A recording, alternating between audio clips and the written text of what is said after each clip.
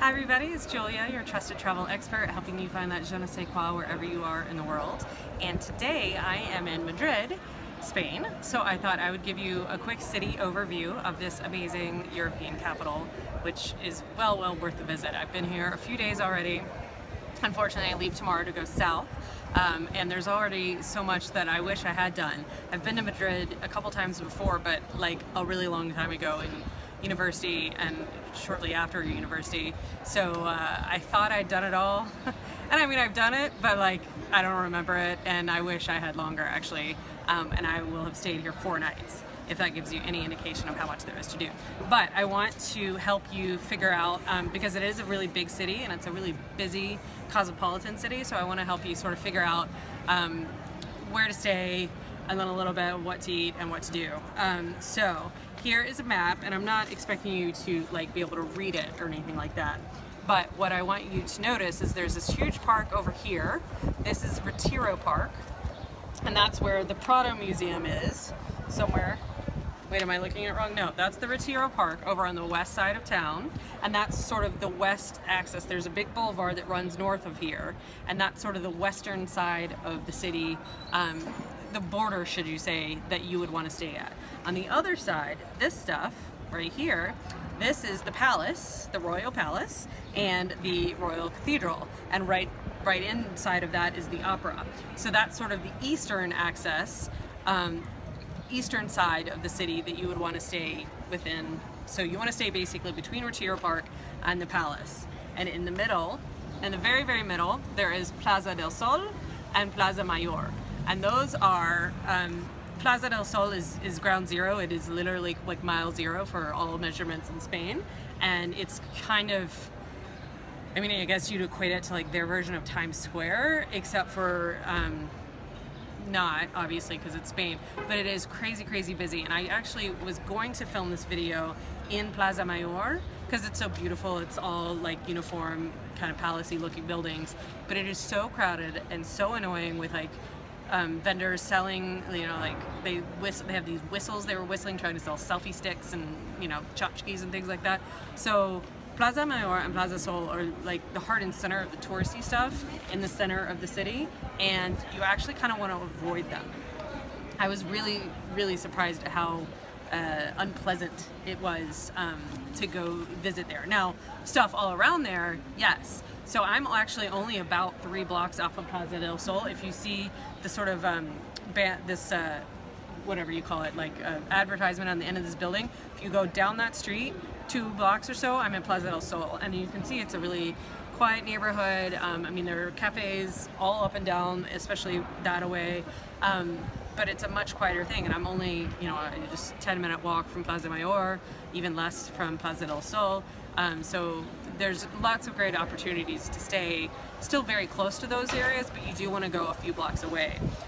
One of my favorite areas is actually just south of Plaza del Sol. Down in here, this is the hotel I stayed the first night, but down in this area is super cute. Plaza Santa Ana is a really nice shady spot with lots of cute cafes, and the streets around there, that's sort of the more, I guess to equate it to Paris, the more like Saint-Germain area, the kind of artists or writers area. The museums are further over. Like I said, the Prado and the Reina Sofia are both over on this this overside by the Retiro Park. And then my favorite museum, the Thyssen-Bornemisza, is just further up. It's where is it? It's further up on this western axis of town, eastern axis of town, excuse me. And so you want to stay somewhere in that area. I've toured a bunch of different hotels, and I will write them up. will save the highlights on my stories, so you can see that as well. But there are tons of different hotel options. They actually, I found out they are in the process of building or refurbishing old buildings in that sort of same south central area. There's like, you know, a new Four Seasons, a new W, Mondrian, or no, not Mondrian, Mandarin Oriental is about to open a hotel. So there's lots of development. There are tons of hotels, and so there are lots of different places to stay, but you want to kind of try and stay somewhat in the center. A little bit further north gets a little bit shishier, a little quieter for sure, and further away from the tourists. So if you want to get away from the tourist center, you want to head sort of more north. Now, what to eat? That's the other thing about going up north a little bit more, is I'm not talking like off this map, I'm talking just on like kind of this area. That's the kind of ritzier area. That's where you get like gastronomic special like Michelin star meals, but obviously tapas is what you want to do in Spain mostly, but especially also in Madrid, and the area just south of just outside of Plaza Mayor. So in the center here, just outside of Plaza Mayor, there's two little streets that with just tapas bar after tapas bar, and you can sort of bar hop, or right next to Plaza Mayor, so just a block up from those little streets, is the Mercado San Miguel.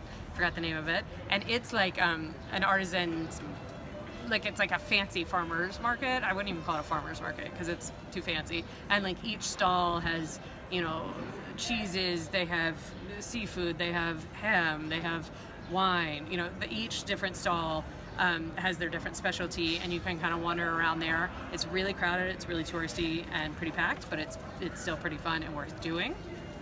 So like you have to tapas hop when you're here in Madrid.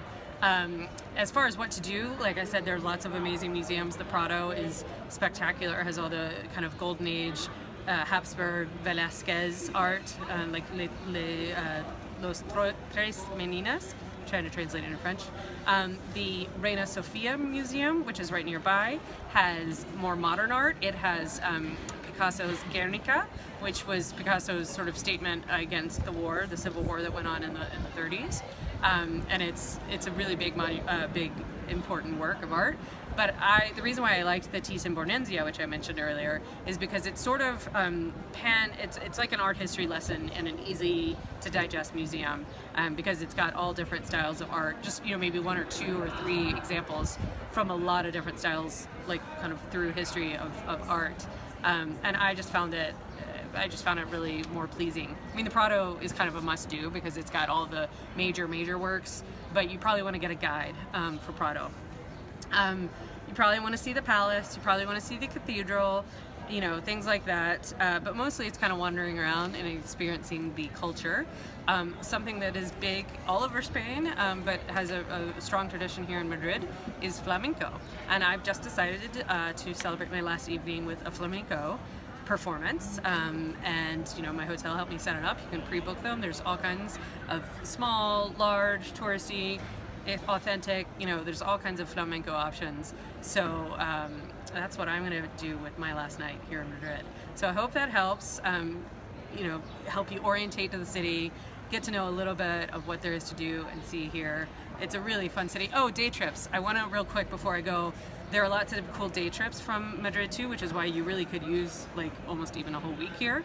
You can go out to Segovia, which is like a Roman town kind of. It's got this huge, amazing aqueduct from Roman times. You can go to Toledo, which is the most popular day trip, or really even a half-day trip. Toledo is a really cute town. They call it the city of three cultures because you can still go to like an old Sephardic synagogue example. They have the Catholic Church, and they also have a few examples of the Moorish culture that, you know, was here until 1492 apparently, in Toledo until then. You can also go to El Escorial, which was sort of I forget which, I think it was Philip II. Built, it's like a huge palace, monastery complex, and it's right actually near Segovia. You drive past it on the way in, and it's a beautiful palacey day trip. So there's lots to do in the center of Spain. It's the capital. It's got a lot going on. It's a great place to come. So that's it for this week.